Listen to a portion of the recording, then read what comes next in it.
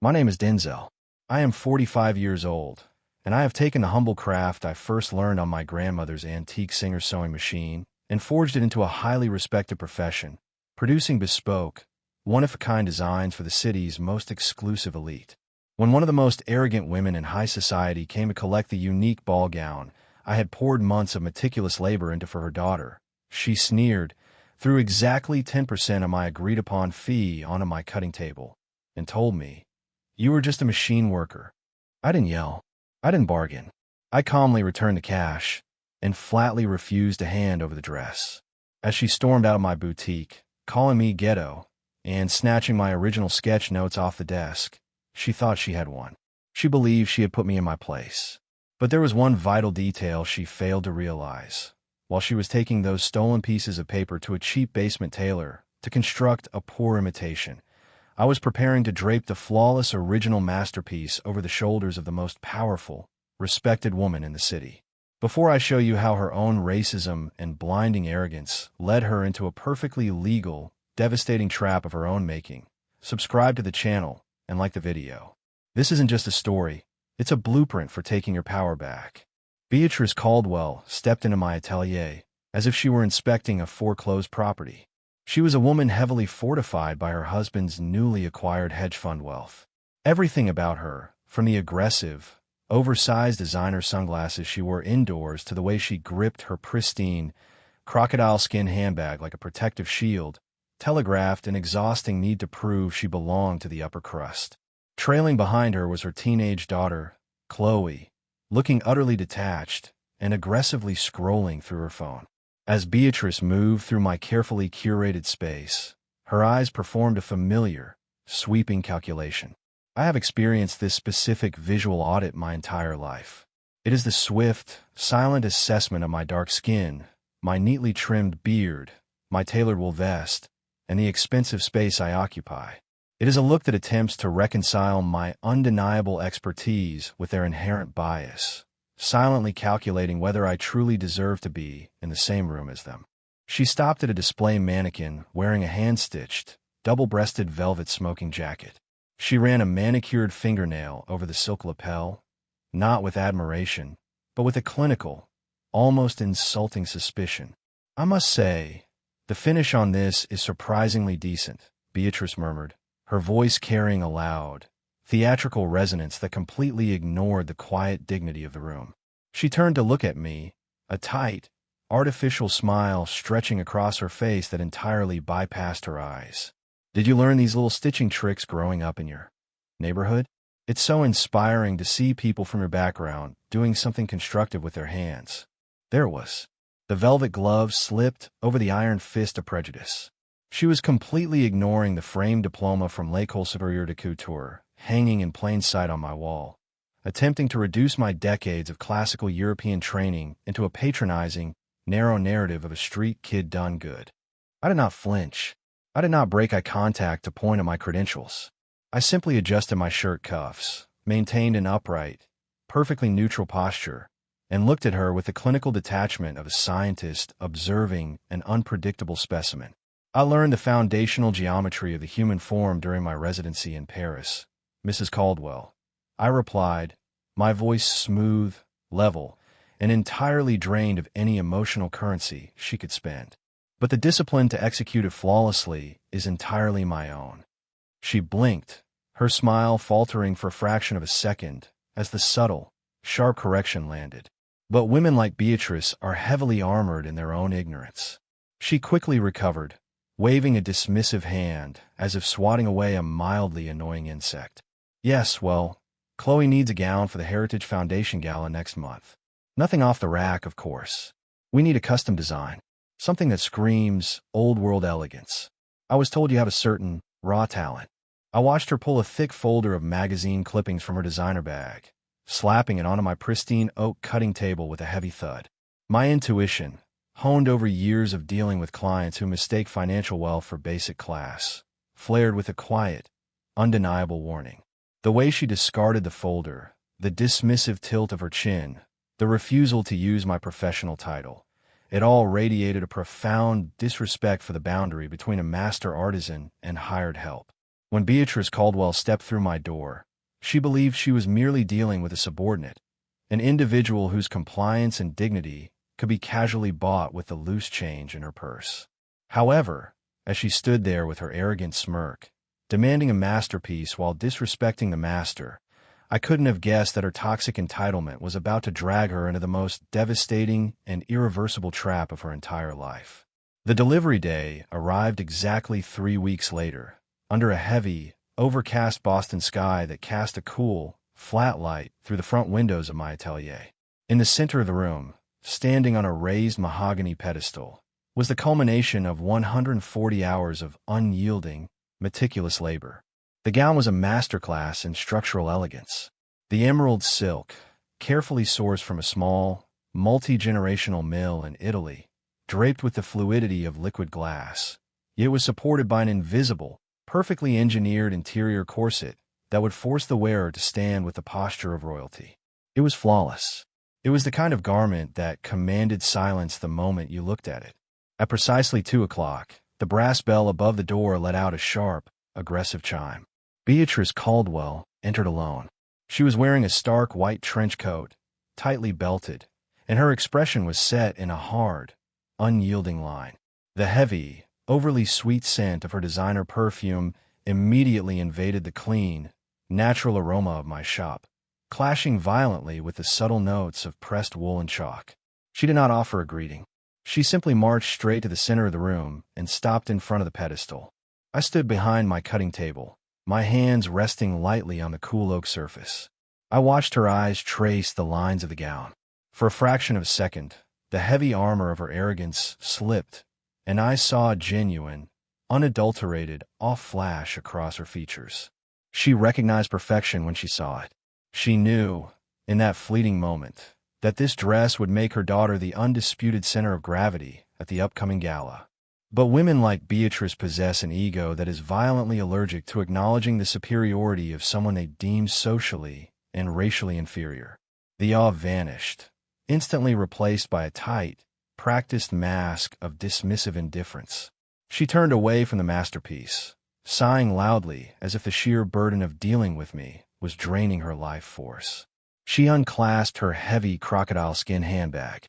According to our signed, legally binding contract, the final balance of $4,500 was due in the form of a cashier's check before the garment was released.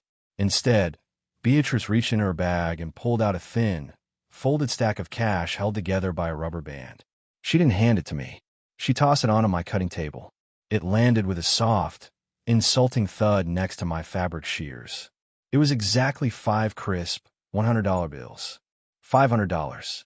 Barely 10% of the agreed-upon remaining balance. "Let's not drag this out into some tedious negotiation," Beatrice said, her voice dropping the facade of polite society, revealing the flat, ugly cadence of a woman accustomed to stepping on people. "The dress is fine, but we both know the market rate for a neighborhood tailor. You are just a machine worker. $500 is more than generous for what is essentially manual labor. Take it, bag the dress, and I'll have my driver pull up to the front." The silence that followed her decree was absolute. It was a heavy, pressurized quiet that seemed to suck the oxygen out of the room. I did not reach for the money. My heart rate did not elevate. I simply let the silence expand, forcing her to sit in the suffocating weight of her own audacity. The world expects a black man in this situation to react in one of 2 ways. Either bow in subservient defeat and accept the scraps, or explode in a loud, emotional rage that she could later weaponize to call the police and label me a threat. She was baiting a trap. I looked at the $500, then slowly lifted my gaze to meet hers. My posture remained perfectly straight, my hands still resting calmly on the table. "Mrs. Caldwell," I said, my voice as calm and regulated as a ticking metronome. "The contract you signed explicitly outlines the final balance. This atelier does not negotiate its worth, and it certainly does not accept tips in lieu of payment. The garment does not leave this room until the balance is settled in full." Her face flushed a deep, mottled red. The realization that I was not going to play the role of the intimidated subordinate shattered her composure. The illusion of her control was evaporating, and without it, she had nothing left but the raw, ugly truth of her prejudice. "Are you out of your mind?" she snapped, stepping closer to the table, her voice shrill and trembling with sudden, volatile anger. "You should be grateful I even stepped foot in this place. We don't need a ghetto hack like you to dress my daughter. I can take your little ideas anywhere in this city and have them made for half the price." Before I could even blink, her hand shot out. She snatched the heavy cardstock folder containing my original, detailed graphite sketches and the structural blueprint for the gown, the exact architectural map of the dress, and shoved them into her oversized handbag. She turned on her heel and stormed toward the door, her coat flaring out behind her like a sail catching a storm wind.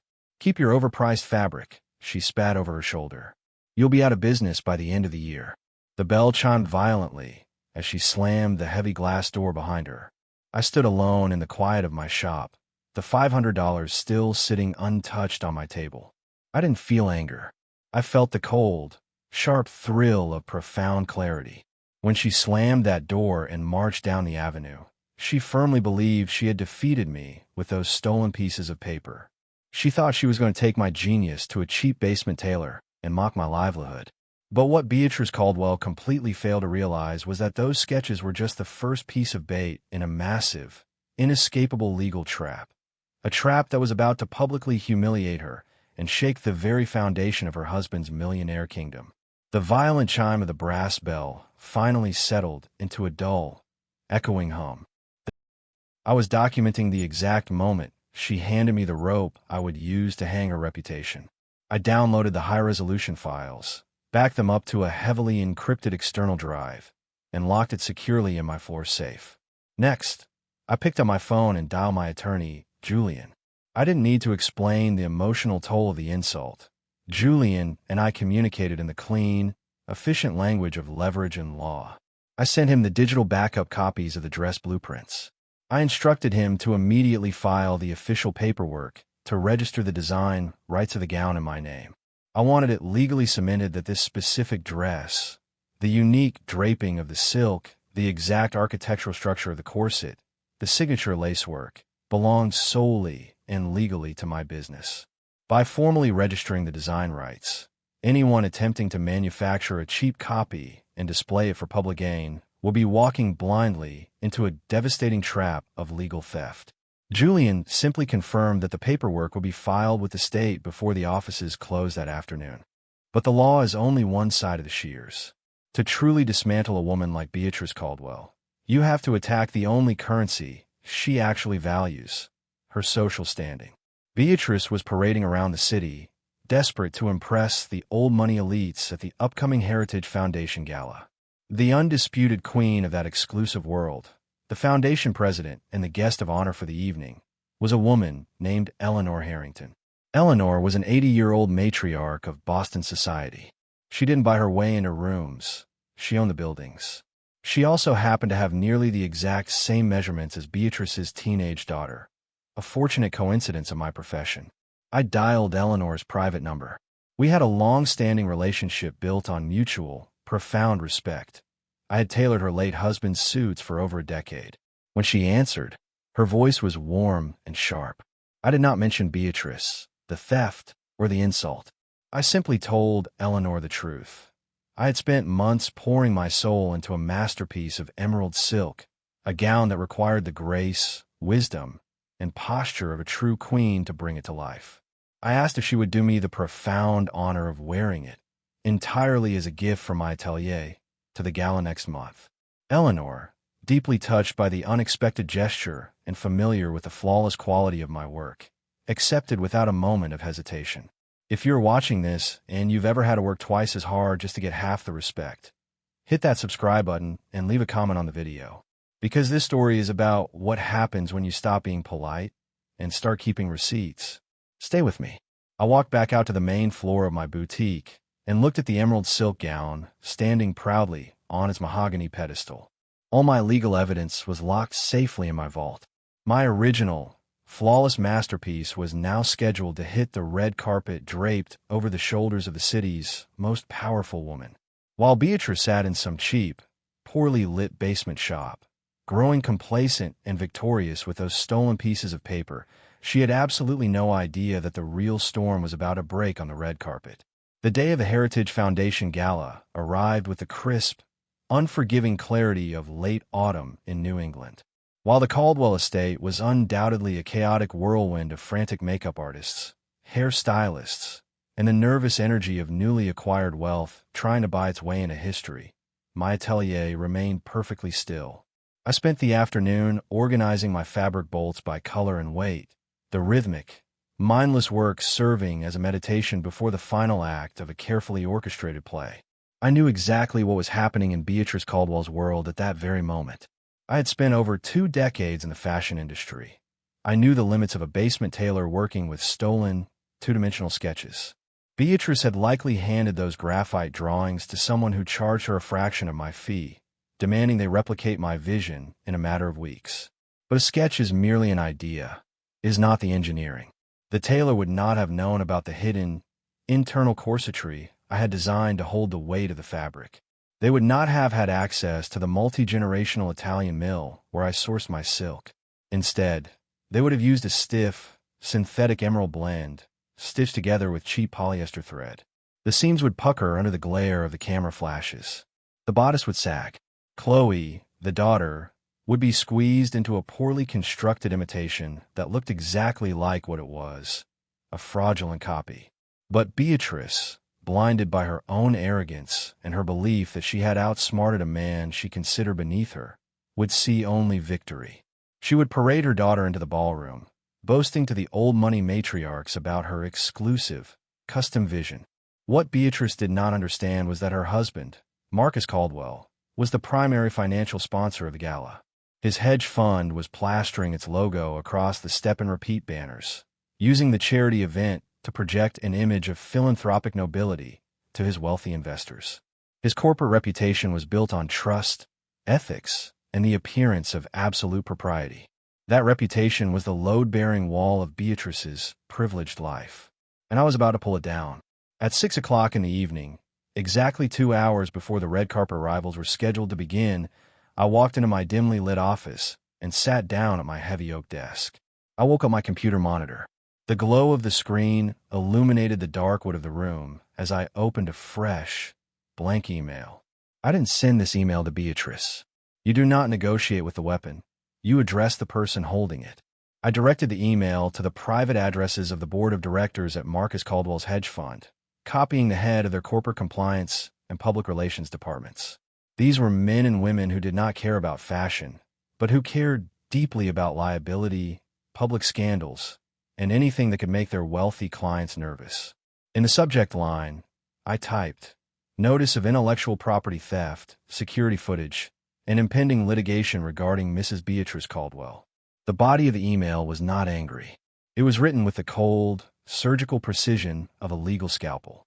I politely informed the board that the wife of their CEO had entered a minority-owned small business, racially insulted the owner, refused to pay a contracted balance, and physically stolen registered, proprietary design blueprints. I explained that she was currently outfitting her daughter in a counterfeit garment based on those stolen designs at an event heavily sponsored by their firm. I did not ask for the remaining $4,000. I didn't want her money anymore. I simply stated that my legal counsel was preparing to file a massive public lawsuit for theft, racial discrimination, and corporate extortion, and that we would be subpoenaing the firm's financial records to see if Mrs. Caldwell had used company funds to pay the basement tailor. Then, I attached the heavy artillery. First, the high-definition, time-stamped security video showing Beatrice Caldwell's face in perfect clarity as she sneered, threw $500 on my table, and shoved my folders in her bag. Second, the official, state-certified document proving my legal ownership of the dress design. The evidence was absolute. It was a digital guillotine. I looked at the small digital clock in the bottom corner of my screen. The red carpet would be at its absolute peak around 8 o'clock. The photographers would be flashing, the society reporters would be asking questions, and Marcus Caldwell would be shaking hands with the city's elite. I clicked the small arrow next to the send button and selected the scheduled delivery option. I set the timer for exactly 8 o'clock p.m. I leaned back in my leather chair, listening to the quiet ticking of the grandfather clock in the hallway. The trap was set, fully automated, and utterly inescapable. Beatrice was currently fastening the cheap zipper of a stolen idea, entirely confident that the night belonged to her. She was walking into a ballroom, expecting to be the center of envy and admiration. She had no idea that the flashes of the cameras were not going to capture her triumph. They were going to illuminate the moment a cheap, poorly stitched imitation collided directly with the breathtaking perfection of the true, original masterpiece. The red carpet of the Heritage Foundation Gala was always the most heavily documented social event of the season. I didn't need to be there in person to witness the trap snapping shut. I sat in the quiet sanctuary of my dimly lit office, a warm cup of decaffeinated coffee resting on my desk, watching the high-definition live stream broadcasted by the local society networks on my monitor. At exactly 10 minutes to 8, Beatrice Caldwell stepped out of a sleek black town car, pulling her daughter, Chloe, onto the red carpet. Beatrice was beaming, radiating the desperate, hungry energy of a woman who believed she had finally secured her place among the elite. But the dress was a structural tragedy. Under the harsh, unforgiving glare of the paparazzi flashes, the cheap synthetic blend the basement tailor had used reflected a harsh, plastic sheen.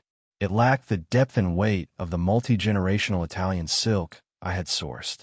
The bodice, entirely missing the complex internal corsetry I had meticulously blueprinted, sagged poorly against the teenager's frame.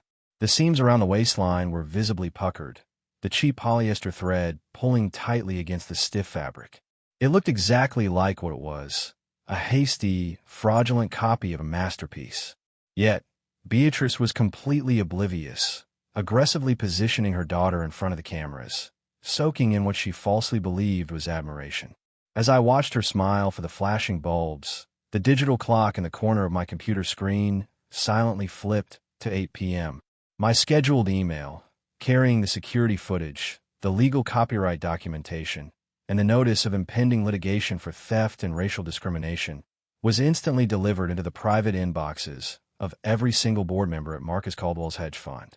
5 minutes later, a vintage, impeccably polished black limousine pulled up to the edge of the red carpet. The atmosphere on the live feed shifted instantly. The frantic shouting of the photographers died down, replaced by a respectful, focused murmur.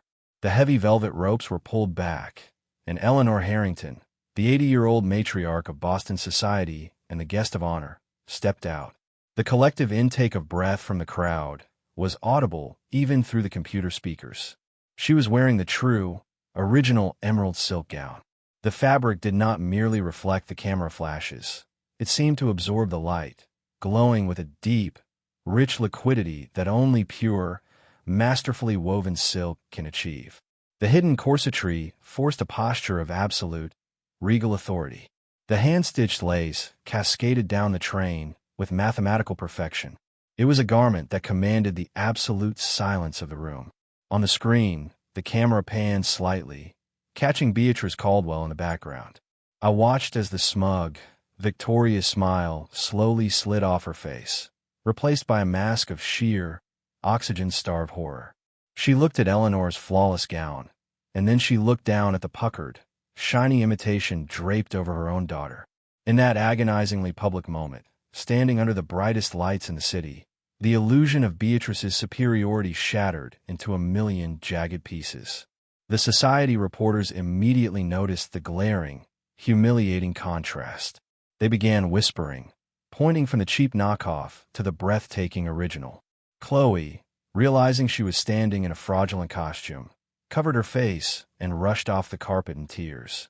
Then, Eleanor Harrington stepped up to the press microphones. When a reporter eagerly asked who was responsible for her breathtaking look, Eleanor smiled warmly. "This masterpiece," she announced, her voice carrying the unquestionable weight of old money authority, "is the brilliant work of Maison Denzel. He is not just a tailor. He is a true architect of elegance." While Beatrice stood paralyzed in the background, choking on the ashes of her social standing, I calmly closed the live stream, shut off my monitor, and went home. The night had done its work. The true fallout, however, arrived the next morning. At 9 o'clock sharp, the brass bell above my boutique door chimed. I was standing at my cutting table, calmly brushing chalk dust off a lapel, when Marcus Caldwell walked in. He did not look like the untouchable CEO of a massive hedge fund. He looked like a man who had spent the entire night being buried alive. His expensive navy suit was deeply wrinkled, his tie was slightly loosened, and a fine sheen of cold sweat coated his forehead. The board of directors had clearly seen my email, and the threat of a massive public scandal involving racism, theft, and counterfeit goods at an event they sponsored had triggered a corporate earthquake. Marcus didn't offer a polite greeting.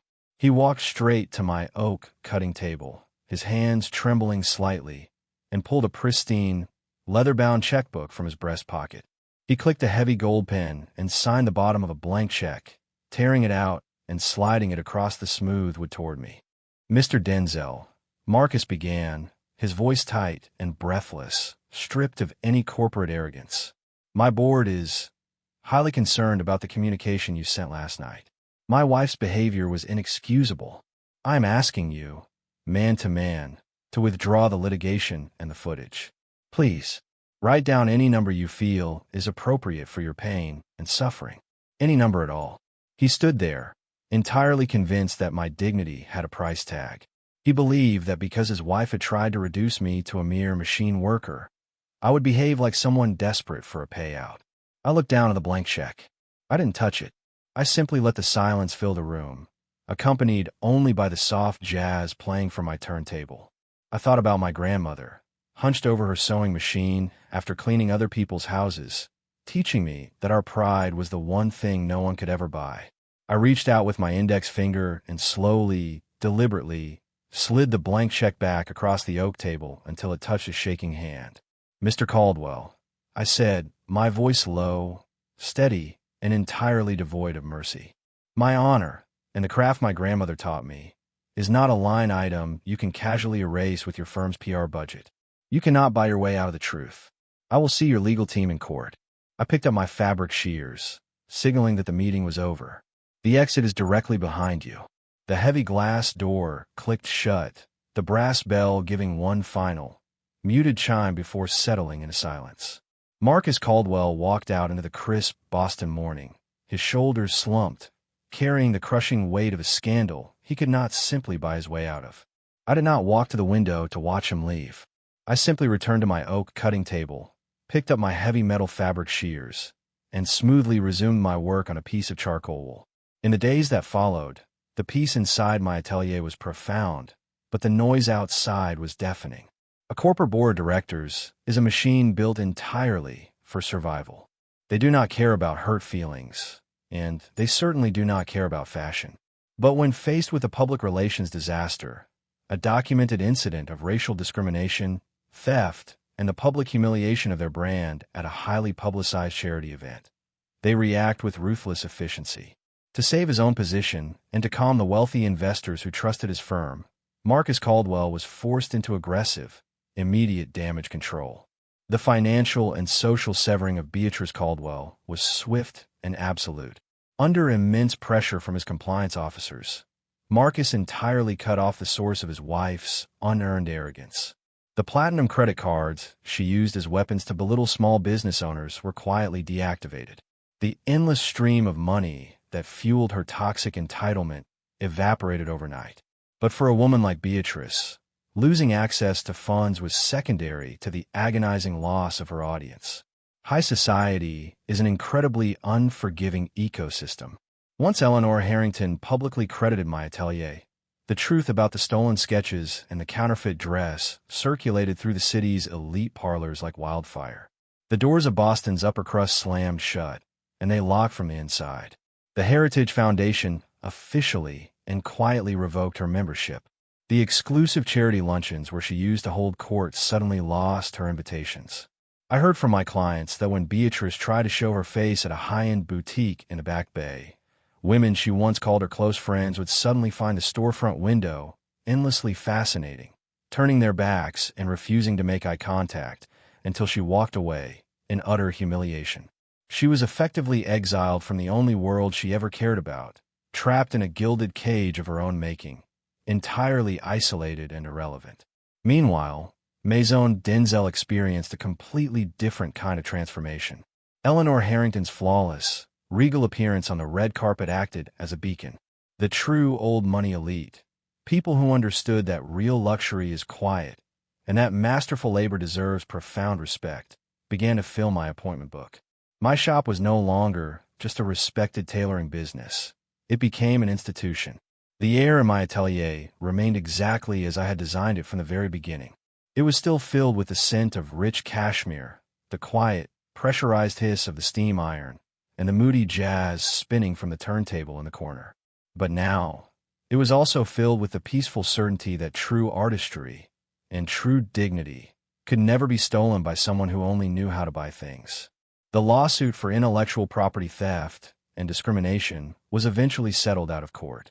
I demanded an incredibly steep figure, not for my own pocket, but to fully fund a design and business scholarship program I established in my grandmother's name. It was designed specifically to support young, minority artisans, ensuring they had the financial armor to protect their own work from people like Beatrice Caldwell. I never saw Beatrice again. I never needed to. As I sit at my desk now, the afternoon sun casting long, golden shadows across the hardwood floor, I take a slow sip of warm Earl Grey tea. I look up at the framed original sketches of that emerald silk gown hanging proudly on my office wall.